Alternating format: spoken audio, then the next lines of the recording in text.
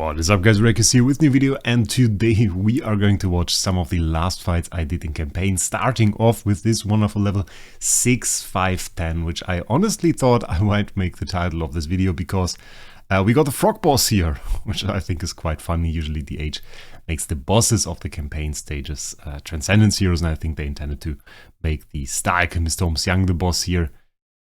Somehow failed, and now it's Delasium, which is quite fun. Not too much of a problem at all. I mean, Delasium does a lot of damage. He's certainly one of the hardest hitting heroes in campaign, just from the sheer damage, given that he does not really have something to scale off that is prevalent in campaign, which is usually the HP. He's just hitting very hard for the attack that he has, and that can be a problem, but really is not taking off too many layers of unbending will. We don't really have any sources of damage over time or attribute reductions here, as you can see on my heroes. There are some, but nothing too major, so it's not a very difficult stage after all. Quite a funny one though, with a big Delasium. And Delasium is one of the heroes I like the most in the game, one of the base heroes that is, so I thought I would feature this wave on the on this video because I liked it. I was quite excited to see a Delasium boss on the campaign, and it's definitely one of the better stages in there. Not to spoil anything, but we obviously clear campaign in this video, so I am done with it. I already posted the guide for 6-6-2, which is like the most difficult stage in Void campaign at the moment. To the members only side, if you care about supporting the channel, which is optional, you can do that. You can get the members only subscription, and you will be able to see some extra videos, one of which being the 6-6-2 guide. Was quite a difficult stage. Also one of the stages I like the most for that, because when I look back, it was always the way that you came to stage in campaign, and then you had to start thinking about it. Okay, which artifact can I use? Which heroes do I want to use? What can I do with the heroes that I have on my team? And then you would try that, you would try a new artifact, you would do a few attempts, you would try to see if that is better, if that is worse, maybe it is worse, maybe you think it is worse, and then at one point you find the team that you think can clear it, and you stick to it, do like 100, 200 attempts, maybe with a macro or something like this, and finally clear that stage. And that can be a lengthy progress, but it's also what makes campaign really fun in the end. And I kind of missed that, because a lot of those stages, oh, that is quite insane by the way, I just see it, E plus 14 HP, a lot of those stages, they just fall to TBB. TBB, I don't want to say breaks campaign, because that is not entirely true. With most teams we have enough ways to survive turn 1, and then Starving Jara could do it as well. But TBB gives you that really initial CC. You can use her to be hit quite early on, as you can see in this example against 6-6-5. And from there on out, you don't really have to fear any enemy attacks. So that kind of breaks campaign for most stages. And then if you have a proper TBB with good CC capabilities, by having, for example, a control position roll or anything like that, doesn't even have to be an S tier like mine. You can perfectly well run B tier in campaign, have some control position CI offset, which is actually what I used before, and CC stages like this indefinitely, and you will have no problem at all clearing something like this. And this works for a lot of campaign stages. Obviously doesn't work for, it has some problems against Sherlock, but you can make it work. I actually use CC against Sherlocks. Against Gustin and Valk, and especially against Valkyries, it's obviously horrible. And there you have to rely on another setup, which makes those stages actually like really the only ones that are very difficult. Gustin, Valkyr, and maybe SQH. SQH, I think I remember one stage that was very difficult. On Island 6, on the 6th node, I think, there was one with 2 Rogans and SFX in there, and the attack buff from the 2 Rogans was actually the problem, because the SQH pings are based on the attack of the hero, and Rogan scales that attack of those assassins quite a lot, so you ended up with like 2 billion HP pings, which is quite insane and can punch through shields quite easily. So that was a bit of a problem. I cleared that stage too, but most of the SQA stages, when I faced them, they just required a lot of sustain, and then worked, and you could eventually punch through them with DTV, which is still the best hero to clear campaign in my opinion. It's like, you can do it with Mockman, but DTV, I think, makes it the easiest. He packs quite a punch, as you can see in those videos. E plus 14 damage now needed to clear those stages that we see here.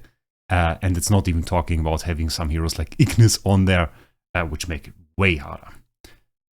Also, and that is something that we are going to see now, this is actually the boss stage, MFG boss. I never really expected those bosses to be much of a problem. This one scared me a little bit, I have to say. Well, scared me is a bit much said, but usually those don't really have the stats to hurt your team very much, and the one hero less on your on the enemy team usually makes those stages a bit easier. And as you will see in a second, this MFG certainly is an exception of that. He can punch through my team quite well. At least the heroes with the mirrors didn't really stand too much of a chance. Got a lot of damage over time that he puts on them. And even the basic instantly hit Ferukim Vesa into Unbending Will, which is obviously quite insane. And I pretty much thought he would destroy my team, and this could be a problem.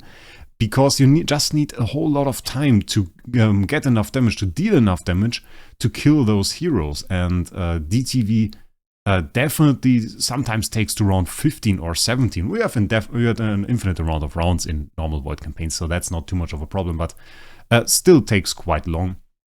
So yeah, that's the thing. Did I like this stat scaling? Well, in the end, it felt quite insane. I think it was necessary just to have any kind of challenge, because now we have Divine Power. You can get Divine Power if you have a Noble Core on a hero like DTV, and then you put Divine Power on there, you have quite the insane hero. So I don't think a lot of campaign stages stand too much of a chance. I saw a lot of people now getting to Island 5, clearing Island 5 even, getting to Island 6. So I think it is necessary to put some stats on there just to stay competitive. The stat scaling game in itself, though, I don't think it's too appealing anymore. Like, I would love to see some changes to Void campaign on maybe Island 7 if they do that. Maybe with some modifiers, something like that. That is something I said earlier before. Just the stat scaling, and we will always have the same problems with the same heroes.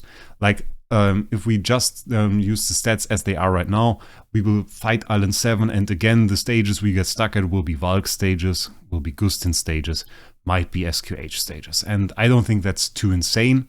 I would rather think about it a bit more and try to get around other heroes' abilities, like trying to optimize against Xiaohu again by having more precision and avoiding his block, or maybe taking some armor break because he provides so much armor. But yeah, that's the final stage. Again, the bug damage screen. We unlock Void Horde 6, by the way, which interestingly enough buffs your excavation rate, because for every Void Horde that you didn't excavate yet, you get higher excavation rate actually.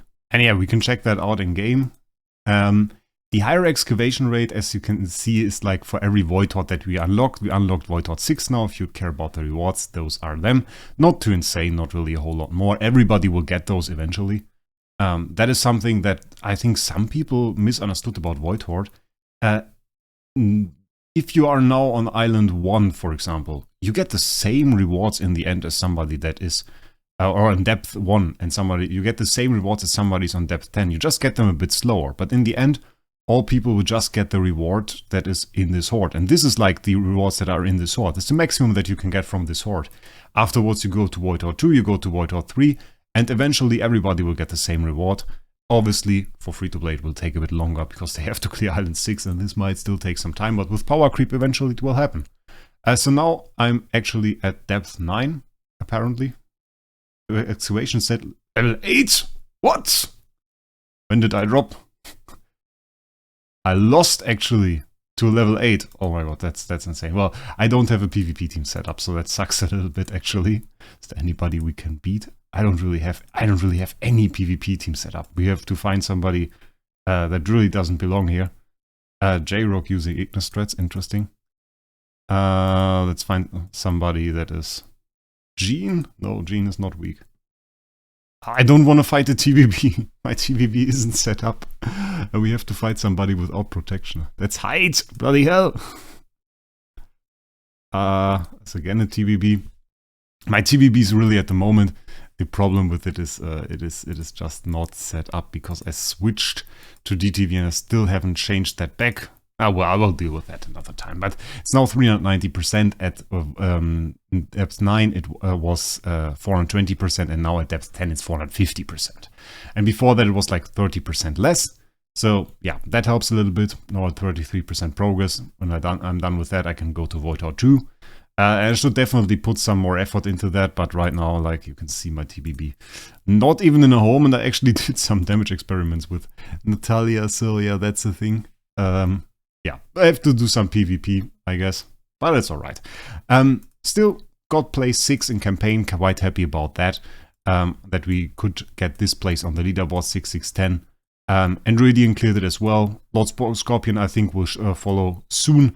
And the other people, they are stuck in between 651, 654. I see here 647. What is 651?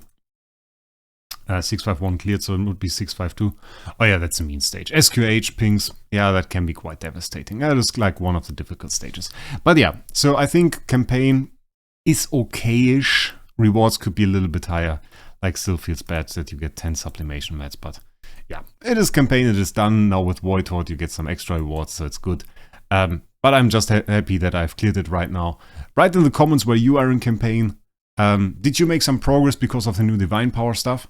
Did that help you? I assume so, but tell me in the comments. And with that, I wish you a great day. We'll see us in the next one.